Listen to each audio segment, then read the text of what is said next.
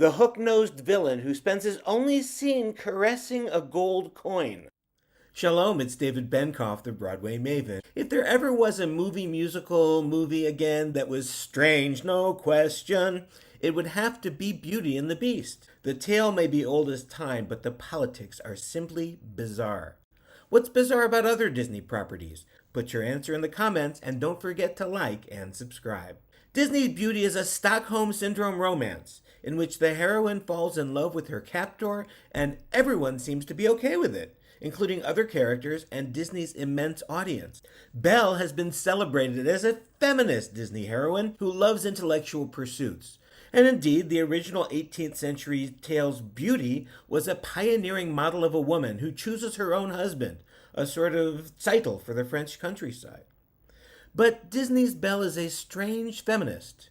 She starts singing, "I want adventure in the great wide somewhere." But unless you count being rescued from wolves, there's not much adventure in the story.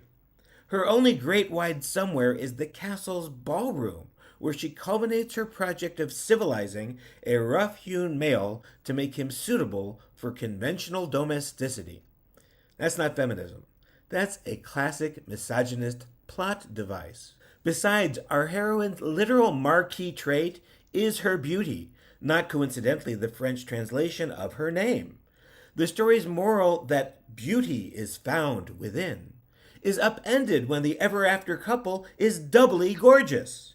In fact, prince in the story is actually just another word for handsome, because there's no evidence of a king or a kingdom at all other than a house filled with servants.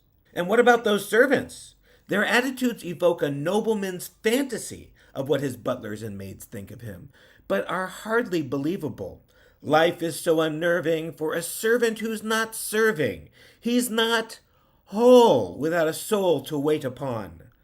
Those words recall Uncle Remus, the happy ex-slave spinning tales on a plantation in Song of the South. Visit thebroadwaymaven.com to find out about a free weekly Broadway appreciation course every Monday at noon and 7 p.m. And speaking of racist overtones, what's with Monsieur Dark? The hook-nosed villain who spends his only scene caressing a gold coin and planning to lock away Belle's father. Jew, notice that?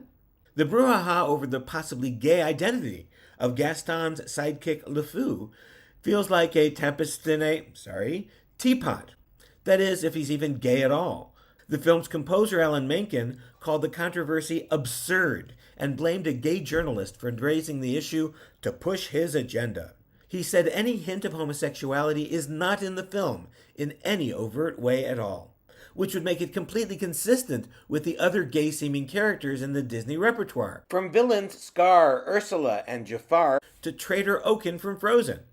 The breathless headlines about a gay character in a Disney movie caused Disney fanboys and fangirls to roll their eyes. And the boycott of the film by an Alabama theater and censorship by Malaysia are similarly absurd. It's a film about an interspecies relationship, for heaven's sake. There is one interesting gay angle to Disney's Beauty and the Beast, though, that is virtually never discussed, says Google. In Howard Ashman's original lyrics to the prologue, captured on the motion picture soundtrack, the Beast's curse requires him to learn to love another and earn their love in return.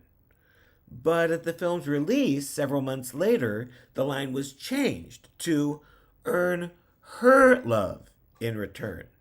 The openly gay Ashman died before the film's release and was unable to object when someone at Disney decided to clarify that a romance with Gaston would not break the spell.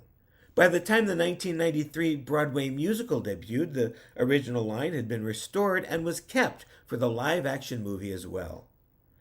Despite all the social-political, queerness of the film, it remains enchanting and addicting, one of the finest achievements ever from the House of Mouse. Its richness means viewers can make of it what they want. In that spirit, here's what I'd say to those picketing the film for being too gay. Be my guest. What do you find strange about a Disney property?